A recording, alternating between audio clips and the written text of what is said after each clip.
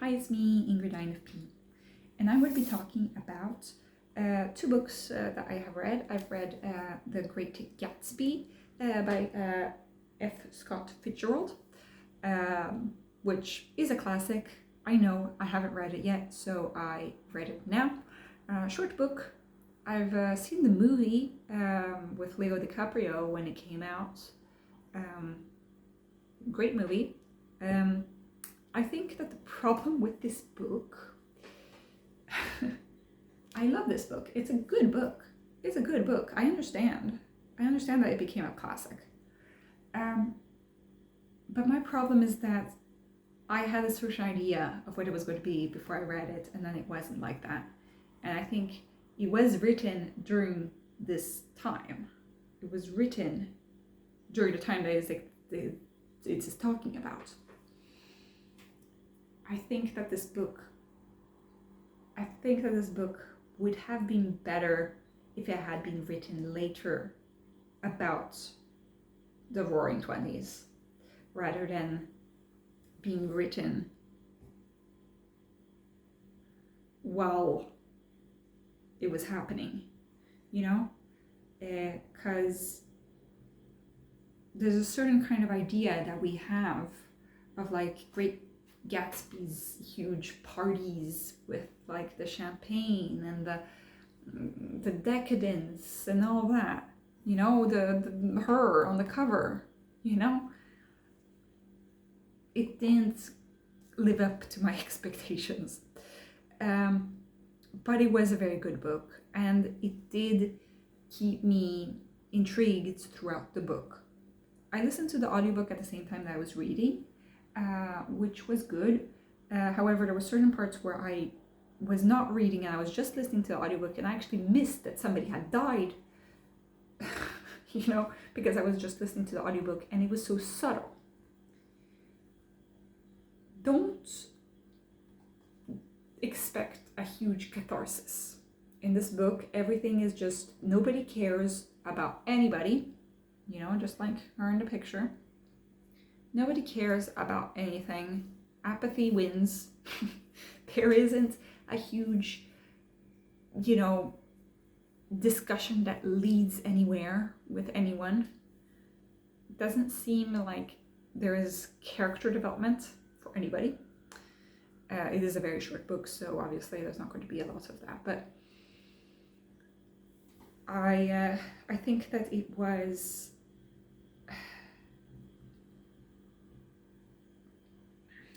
interesting book. I thought I would like Daisy more than I did. I did not like Daisy. I think that Daisy in the movies is sweet, but in The Great Gatsby she is not even sweet. And you know, she's not even clever. I don't know, she's just apathy all the time, and then confusion and indecisiveness, and then it's like, what does she really want? We'll never know. And it's just, what are her problems? She has no problems, and yet she doesn't seem to really, they never get into her psychological problems. It's just not mentioned, and the narrator is very outside of it all. He's the most human person in there, but he's just too nice to Mr. Gatsby. He just keeps going into Mr. Gatsby's schemes, and he just keeps being okay with Gatsby being like this. Even though he says that he does not like Gatsby, he just seems to keep being friends with Gatsby, which, yeah, I did not really get that spark of friendship, you know. So the thing is also Gatsby, well, the thing that did make me laugh is Gatsby is an NI dominant, like an INFJ or an INTJ. I tend to lean a little bit towards I don't know. There are things that indicate INTJ, some that indicate INFJ, but the NI is is there, like he's just making a whole vision for how his life is going to look like, and like basically not even caring that Daisy like is living a life outside of his life, and he just creates this whole stratagem to, like, he buys an entire house just so that he can be close to Daisy, and he creates all these parties just so that he can be close to Daisy, and he starts manipulating our narrator into like inviting her over to the dinner party, and it's like, for what? For nothing, you know? And I thought that I idealized people, but Jay Gatsby is like the most idealizing person on earth. He just does not live in this reality. And it's funny to see. It's funny to see because in a lot of books it's like, oh, he's this hopeless romantic, it's so romantic. But here it's like, you can tell that Fitzgerald is not taking any of this shit. He's just like, what are you even doing? Like, Gatsby, like, you're just such a loser, basically. It's kind of like the vibe that you get with this guy. I found that it was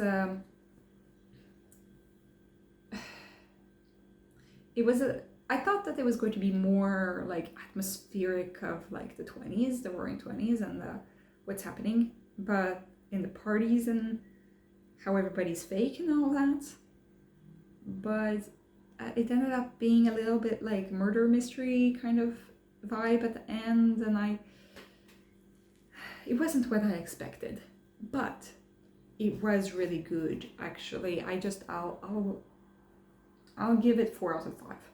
It's good. I would recommend reading this at least once in your life, but if only to just make fun of how silly Gatsby is. And it's a very easy book to leaf through, but I think that there is something missing in this book, and I know that part of the book is about this feeling of there's something missing, that it's empty and hollow, and like also this kind of mystery that didn't really need to be a mystery, but it is, about like who Gatsby is and all that.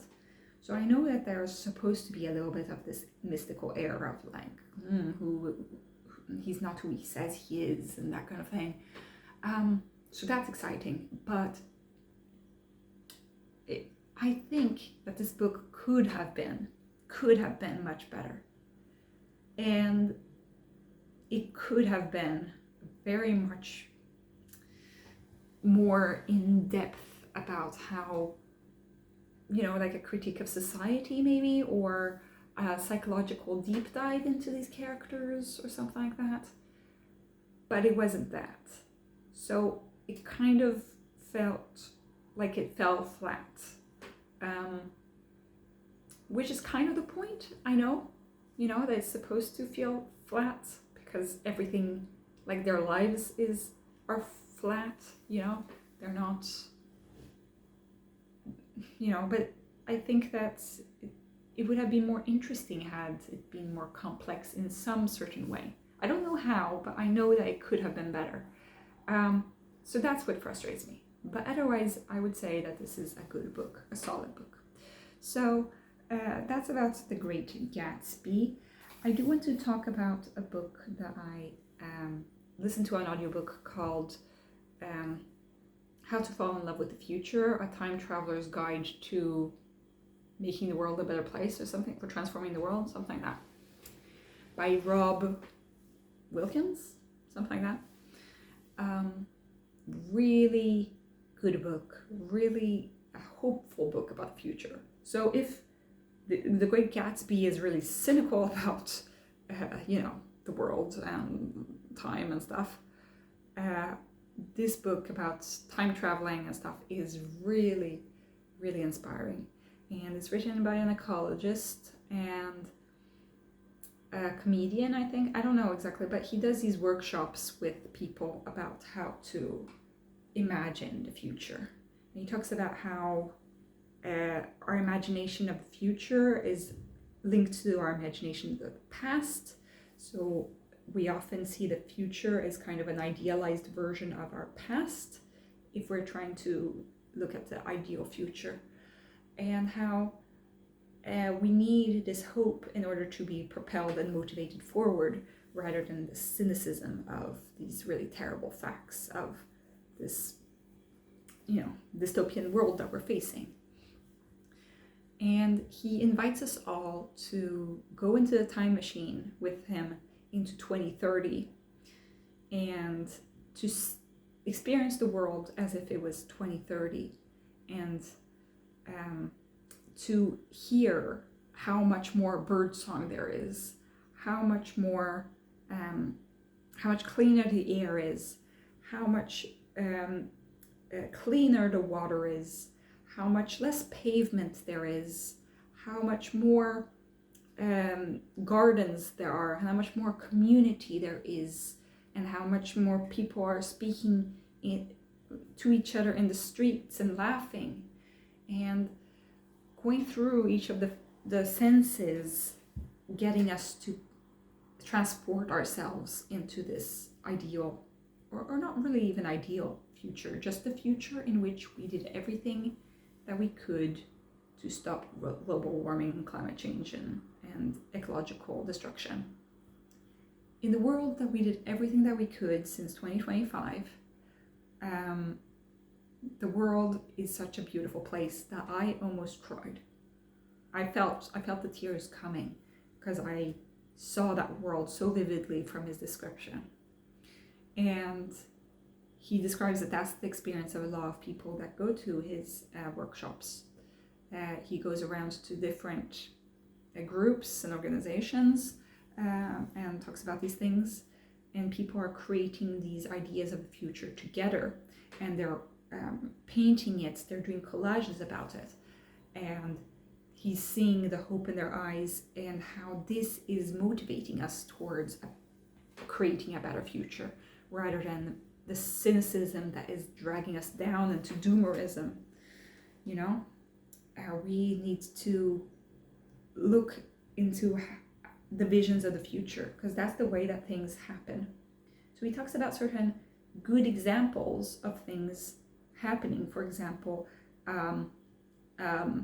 restaurant that was built where all the food was going to be grown in a garden by the restaurant, and everybody said that it was impossible, like with a lot of ideas, when then this person with a vision actually got there in the end. He talks about how I think it was Zambia, I'm not sure, it was an African country, and there was a person there who was so convinced that he was going to go to the moon before the US or the USSR would, and he would make Zambia the first people to go onto the moon. And he didn't have the means, he didn't have any concrete way that this was going to come true. But this inspiration really pushed people to imagine a different future, And the most beautiful story that he talks about is Robert Desnos, who is a French poet. I think I've read one of his poems at school, but he was meeting these Jewish people who were on the train to Auschwitz, and they were all miserable. Of course, they knew that they were going towards their death, but he lightened the mood by reading everybody's palms and saying, "Oh, you are going to live a long life, and you're going to have 3 children." And he would say, "Oh, you're going to marry a beautiful wife." Or he was saying these things to people, and people's eyes started brightening up, and people started becoming happy. even though they knew that that wasn't going to be the case, because they knew that they were going to die soon, our imagination is so strong that we can create that sense within ourselves in order to go on. And he wasn't hurting them by doing this. He was actually helping. It wasn't like he was deluding them into thinking that, that they're not on the train to Auschwitz, but he was helping them open their imagination towards another future. And several of those people in Auschwitz survived and lived to tell the tale of how Robert Desnos gave them the force to carry on, the courage to carry on.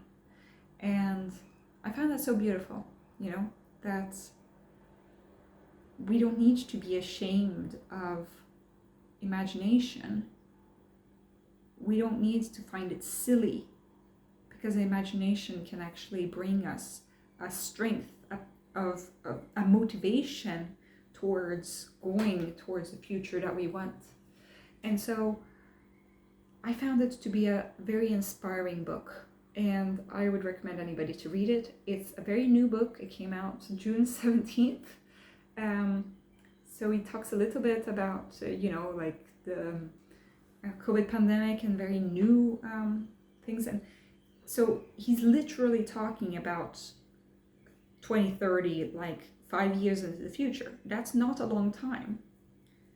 But if we did all we could in order to stop climate change and working towards ecological perspectives and solutions, then we could lean towards a much better future. And so that was very, very beautiful. And yeah, so I felt very happy reading that book. So completely different experiences, but I would recommend both books because I think that both are very good. Please tell me what you think. Are there any other books that you would recommend?